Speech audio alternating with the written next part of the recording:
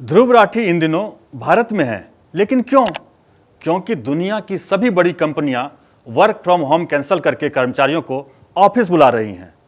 अब ध्रुव का होम तो है जर्मनी, और जब लोकसभा चुनाव 2024 जैसा बड़ा प्रोजेक्ट चल रहा हो तो कंपनी ऑफिस तो बुलाएगी ही। भारत आने के साथ ही ध्रुव एक्टिव हो चुके हैं। वो कभी रवीश के साथ, कभी इंडिया गेट पर, कभी किसी और यूट्यूबर के साथ इंटरव्यू करते हुए, तो कभी खुद छोटे छोटे वीडियो बनाते हुए खूब दिखाई दे रहे हैं। चलिए, आप अपना काम कर रहे हैं, इसमें कोई दिक्कत नहीं होनी। परेशानी बस इस चीज़ में है कि बार बार खुद को फैक्ट्स के फोर फ्रंट पर रखने का दावा करते हुए फैक्ट्स की ही बलि देना कहाँ तक ठीक है? अपने ऑडियंस को सेलेक्टिव चीज़ें बताकर बरगलाना कैसे जायज़ है? एजेंडा को छिपाना सही कैसे हुआ? हो सकता है कि आपको ये आरोप बड़े लग रहे हों, तो चलिए बिना समय गंवाए हम उन महीन चीज़ों की ओर आपका ध्यान दिलाते हैं जो अक्सर आप अनदेखा कर देते हैं या आपसे छूट जाती हैं। उसके बाद सही और गलत का फैसला पूरी तरह आप पर है। सबसे पहले बात उनके ताज़ा तरीन वीडियो की जो 13 अप्रैल को ही रिलीज हुआ है। मुद्दा वही इलेक्टोरल बॉन्ड का। अच्छा, ये भी बड़ी मज़ेदार बात है। प्रकट विपक्ष और छिपी हुई विपक्षी ताकतों दोनों को सुप्रीम कोर्ट को बाकायदा एक अच्छा सा थैंक यू ग्रीटिंग कार्ड भेजना चाहिए। 10 साल में कोई ऐसा बड़ा मुद्दा नहीं था जिससे सरकार को घेरा जा सके। कम से कम चुनाव आते आते ये तो मिला। खैर, ध्रुव के वीडियो पर लौटते हैं। करीब 20 मिनट के इस वीडियो की शुरुआत इस लाइन से होती है, इलेक्टोरल बॉन्ड देश ही नहीं दुनिया का सबसे बड़ा घोटाला है। ये मैं नहीं कह रहा, बल्कि हमारी फाइनेंस मिनिस्टर के हस्बैंड कह रहे हैं। अब आपको दिखाते हैं 11 अप्रैल का ये वीडियो जो ध्रुव ने ट्विटर पर पोस्ट किया। मैंने कहा था दोस्तों, इलेक्टोरल बॉन्ड स्कैम देश के इतिहास का सबसे बड़ा स्कैम है। ऐसा क्या जादू हो गया कि सिर्फ 2 दिन में ध्रुव राठी के सुर बदल गए? मैंने कहा था से ये मैं नहीं कह रहा तक का सफर सिर्फ 48 घंटे में तय हो गया। वो इसलिए क्योंकि झूठ की उम्र बहुत ज्यादा नहीं होती। 11 अप्रैल को इस वीडियो के बाद ट्विटर पर ही लोगों ने उन्हें 2G, कोयला और कॉमनवेल्थ जैसे घोटालों की याद दिला दी, जो इलेक्टोरल बॉन्ड से कई गुना बड़े थे। वो भी तब जब हम बहस के लिए इलेक्टोरल बॉन्ड को कोई स्कैम मान भी लें। हमें अभी जफर इकबाल का वो शेर याद आ रहा है, झूठ बोला है तो कायम भी रहो उस पर जफर, आदमी को साहबे किरदार होना चाहिए। ठीक है, आपने झूठ बोला, बोल दिया। अब आलोचना से घबराकर वित्त मंत्री के पति पी प्रभाकर जी को ढाल क्यों बना रहे हो? अब हैरानी तो इस बात पर भी होती है कि एक तरफ ये ध्रुव की नज़रों में घोटाला है, स्कैम है, दूसरी तरफ अब तक किसी वीडियो में उन्होंने नहीं कहा कि तृणमूल कांग्रेस, आम आदमी पार्टी, समाजवादी पार्टी जैसे दलों को इलेक्टोरल बॉन्ड में मिली पाई दान कर देनी चाहिए, लौटा देनी चाहिए। रखना ही क्यों है तथाकथित घोटाले से जुड़े पैसे को अपने पास? बल्कि ध्रुव तो स्वघोषित द देशभक्त के साथ इंटरव्यू में इन सभी दलों के संगठन यानी इंडी अलायंस से खासे प्रभावित नजर आते हैं। वो कहते हैं कि देश में खिचड़ी सरकार से कोई दिक्कत नहीं है, इससे कोई अस्थिरता नहीं आएगी। ये अलग बात है कि शायद खुद ध्रुव और उनके युवा ऑडियंस को साल 2000 से पहले का वो दौर याद ही नहीं होगा जब हर कुछ साल में देश को चुनाव में झोंक दिया जाता था और सरकारें बदल जाती थी। चंद सांसदों वाली पार्टियां भी दादागिरी चलाती थी और मनमानी न होने पर सरकारें गिरा दिया करती थी।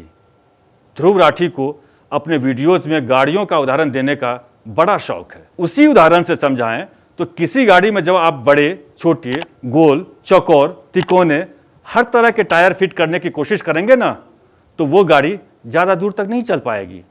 कोलिशन गवर्नमेंट वही गाड़ी है। 11 अप्रैल को ट्विटर पर ध्रुव ने 2 वीडियो रिलीज किए। एक वीडियो में वो गायों के साथ नजर आते हुए कहते हैं कि बीजेपी ने beef exporter company Allana Group से इलेक्टोरल बॉन्ड के रूप में चंदा लिया।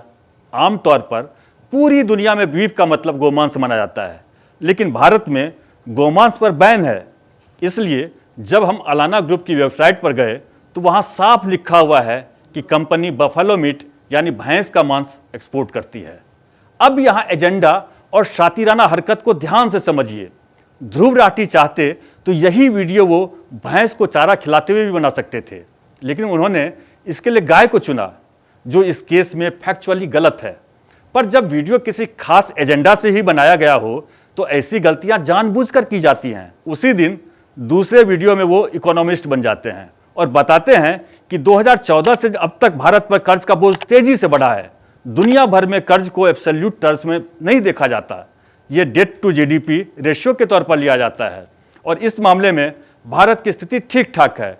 जहां जापान का डेट टू जीडीपी रेशियो 250% है, सिंगापुर का 168% और अमेरिका का 127%, वहीं भारत का रेशियो 81.6% है। ये रेशियो जितना कम होता है उतना देश की इकोनॉमी के लिए बेहतर होता है। इसी साल 7 फरवरी को संसद में वित्त मंत्री निर्मला सीतारमण ने कहा कि उभरती हुई अर्थव्यवस्थाओं में भारत का डेट टू जीडीपी रेशियो काफी कम है। उन्होंने ये भी जानकारी दी कि देश पर एक्सटर्नल डेट यानी बाहरी कर्ज न के बराबर है। लेकिन फिर वही बात, पूरी तस्वीर बताने और सटीक जानकारी देने से एजेंडा पूरा नहीं होता। एक और परेशानी है, अंग्रेजी का एक शब्द है डोमेन नॉलेज, यानी किसी खास विषय पर महारत। ध्रुव राठी जैसे यूट्यूबर्स की एक मुश्किल यह भी है कि उन्हें हर विषय पर ज्ञान बांटने का चस्का है। ये कुछ फिल्म राजा बाबू के उस किरदार की याद दिलाता है जिसके घर में अलग अलग गेटअप में तस्वीरें लगी थी, कभी वकील, कभी पुलिस, कभी डॉक्टर, कभी नेता। आप ध्रुव राठी के चैनल पर इस प्लेलिस्ट को देखेंगे तो हमारी बात समझ आ जाएगी। Space, mystery, business model, socio cultural मुद्दे, विज्ञान, जियोपॉलिटिक्स, इतिहास, फाइनेंशियल एजुकेशन। दरअसल वो प्राइमरी के वो मास्टर हैं जिसके कंधों पर हर विषय पढ़ाने की जिम्मेदारी होती है। अब आप तय करिए कि क्या आप प्राइमरी के नन्हे छात्र हैं या मैच्योर अडल्ट, जिसे सही डोमेन एक्सपर्ट से ही इन विषयों की जानकारी लेनी चाहिए।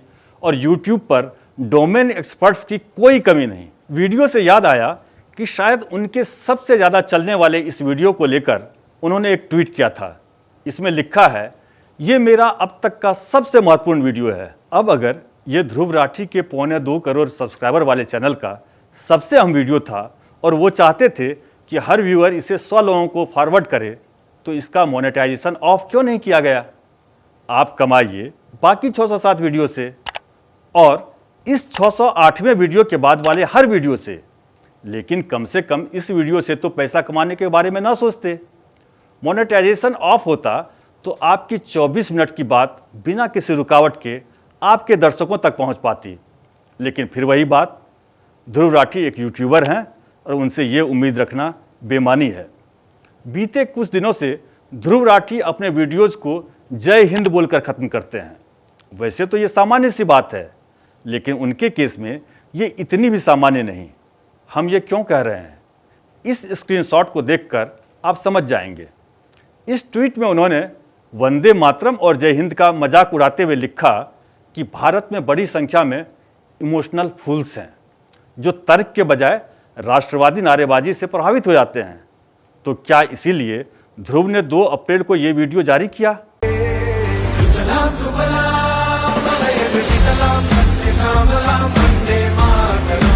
क्या उनके पास तर्क खत्म हो गए हैं जो वो देश की भोली भाली जनता को इमोशनल फूल की तरह इस्तेमाल करना चाहते हैं?